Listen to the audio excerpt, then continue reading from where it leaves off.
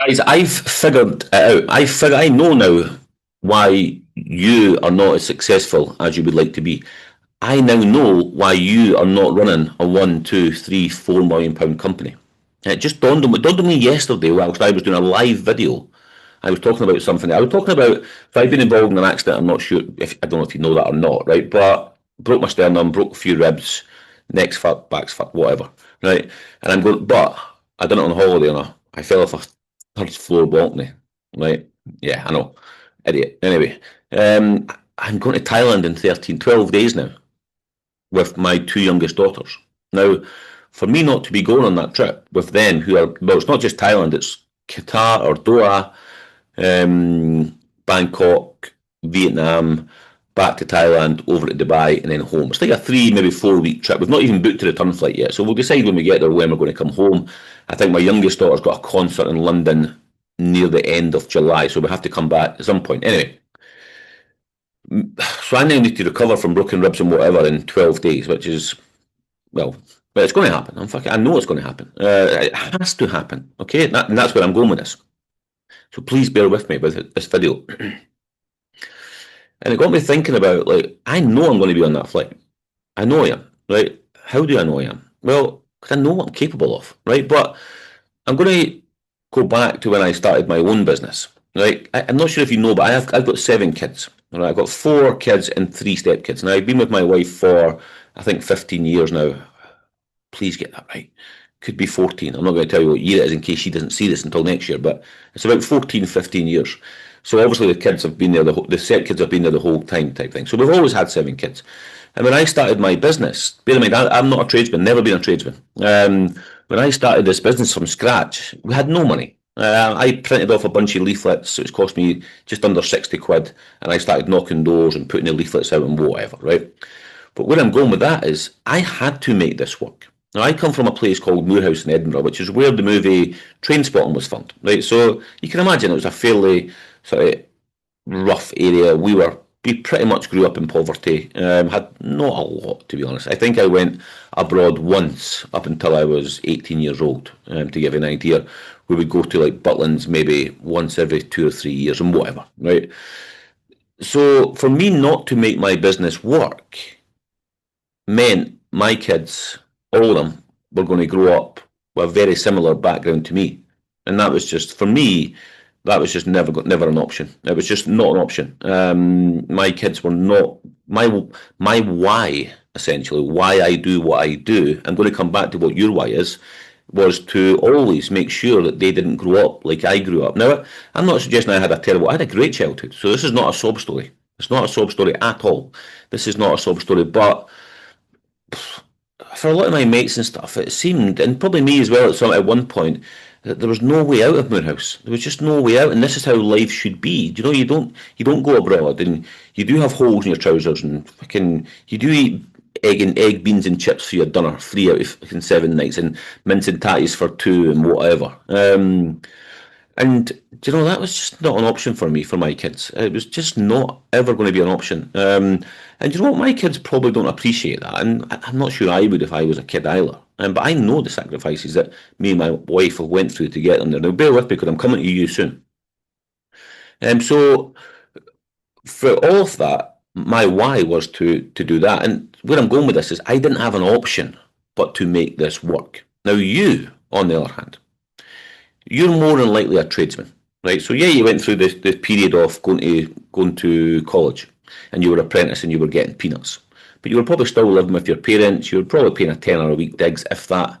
And you had maybe 40, 50, 60, 70 quid, whatever you get as an apprentice, I don't know, to spend on a weekly basis, minus your bus fares and your lunch. You probably had 20, 30 quid to spend at the weekend, which is okay. When you became qualified, you were probably getting 4, 5, 600 quid, depending on what age you are, of course, right? And then now, in 2025, I've just gave the year away, you're probably circling a grand a week. Which, guys, 400, 500 quid a week when you qualified, and a grand a week now is good money. It's decent money. So where I'm going with this is, you've kind of always been on good money. There's no hunger, and this is where I'm going with this. I had to have hunger. I had to work 12 hours and try and think outside the box and learn this and learn that. And because I was so skint when I started my own business, I had to learn lead generation and how to build a website and how to recruit properly and how to put in systems and how to manage project manage properly and how to manage properly and deal with suppliers, negotiate sales, delegation, blah, blah, blah. My numbers and business and what. I had no choice because the alternative for me was going back to being a postman. And when I was a postman, my last wage I can remember used to be 242 quid a week. So you can imagine when I started my business now, I started making a grand a week, like you, for example. I was making roughly about a grand a week when I very first started. That was massive for me. For me to give it up meant me going back to 242 quid or less, perhaps. And then we obviously built it and we were like 30, 40 grand a month net profits and whatever. And life became easy and I can now provide for my kids. Do you know, I've helped my daughter get in the property market. My son travels a lot. I've got another daughter over in, well, she's in Australia, but she's currently in New Zealand. My other kids have got cars and whatever. They're not spoiled by any manner of means. No kid of mine will ever be spoiled, but because they need to learn that hunger as well, for sure. And we never hand our kids anything on a plate without working for it. But back to you. Are you hungry? Or do you know? Are you just comfortable because you've always been comfortable? Now have an open mind here, guys. This is not a dig at you, right? You've just perhaps always been comfortable because you've always been earning good money. Do you know if you're a tradesman again earning a grand a week and let's say you're same age as me, right, mid-40s, your mates will be on, irrespective of their careers or whatever, the majority of them will be on 500-600 quid a week. I'm going to guess here, right?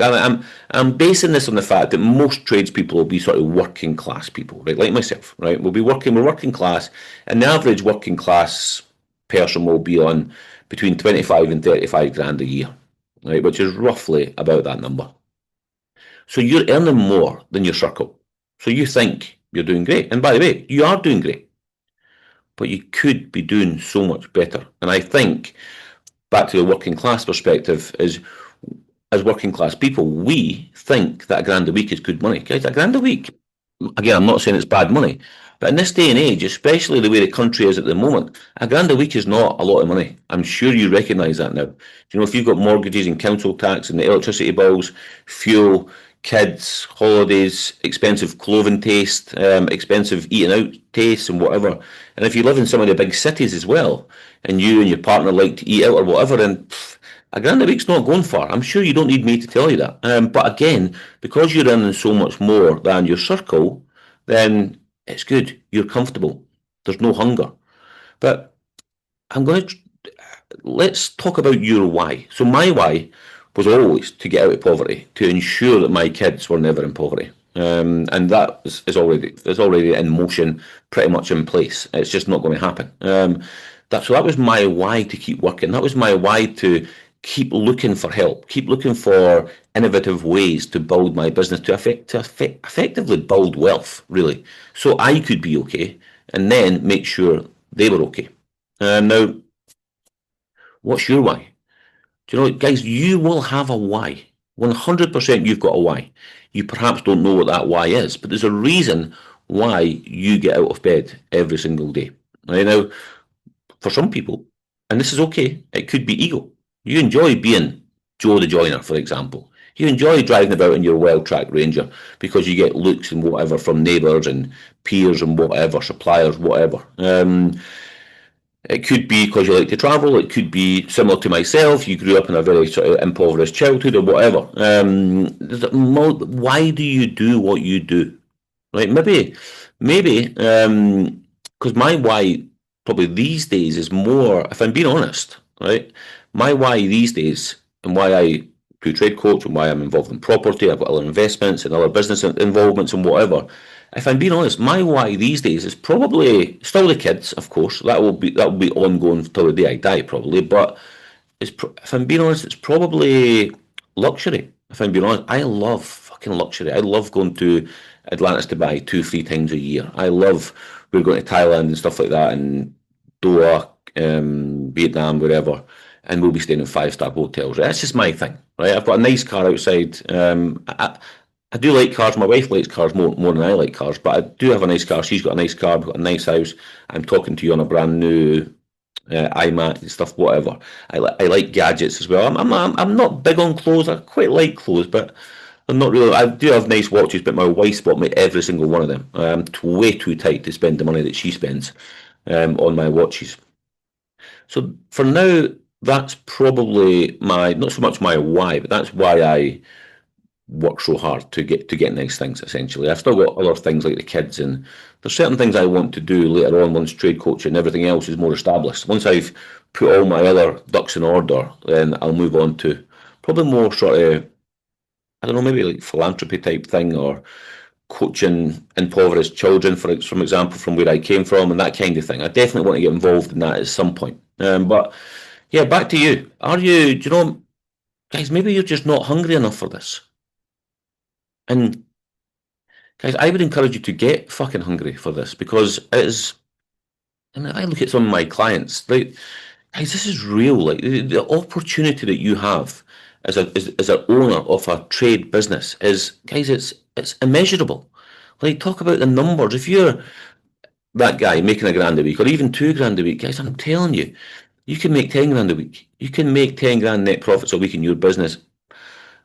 I don't want to say fairly easily, because that would seem too presumptive, but most of my clients are doing roughly about between anything between 10 and 70k a month net profits. That's not including their wage, which are paying themselves anyway. Now, obviously, they'll be tax efficient. They'll be paying themselves the 12,500 a year, which is just over a grand a month. So getting that separate, their partners, no doubt, are on the payroll or directorship, getting that as well. And then these guys both get their dividend at the end of the year, may that be 200 grand, 300 grand, whatever. But guys, have a think about your why. Why do you do what you do? Are you actually hungry enough, or are you comfortable?